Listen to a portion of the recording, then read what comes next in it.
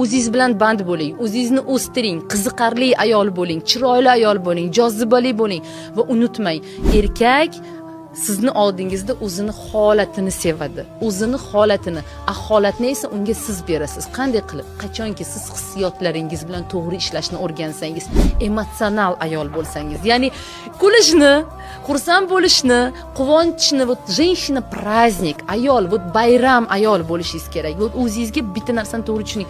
Men bayram bo'lishim kerak. Eringiz ishdan shunaqa charchab keladi, o'zi tak mana bu ko'cha, напряжение, mashina, rul, pul, tam boshqa masalalar yetarlicha unga. Va u uyga kelganda yana qo'shimcha porsiya problemani xohlamaydi.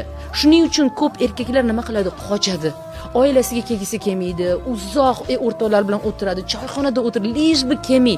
Chunki uyda uni negativ emotsiyaga to'la, именно такой вот skripach ayol kutayotganini biladi, ya'ni arralovchi. Ana shunaqa arra ayol bo'lmaydi.